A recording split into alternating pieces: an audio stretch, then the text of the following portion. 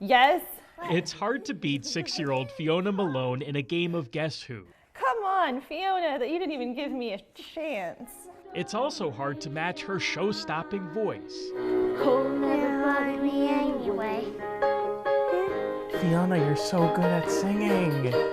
Though more than anything, Fiona is hard not to love. You just always have to have the spotlight on you, don't you? Especially when I'm doing it. Especially when you're doing an interview, right? But the best example of how this 6-year-old manages to weasel her way into your heart began here at a Publix. She has always been a child who thrived having structure. And so every Saturday, Rachel Smith would take her daughter grocery shopping at a Fort Myers Publix. That's where they met this man. I always remember that moment. Seriously, I never forget that moment. His name is Gilnet, but to Fiona, he's simply Mr. High Five. Yeah, exactly, high five. That's because from the age of 2, whenever Fiona saw her new friend, this would happen. I do remember the first time that she kind of like figured it out and did her own high five.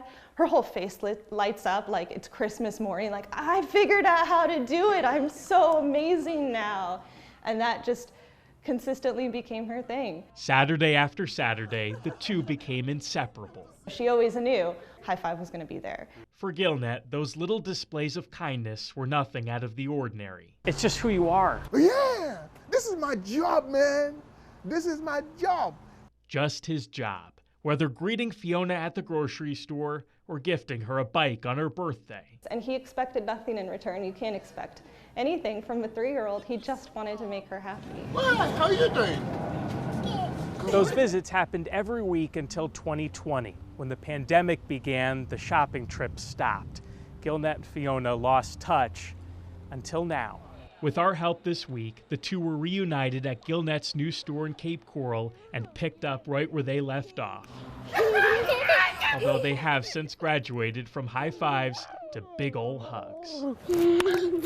How are you doing? Good. Good? Do you remember me? Yeah. Oh, wow! I miss you! It's hard to believe a connection like this started in the produce section. This is my heart.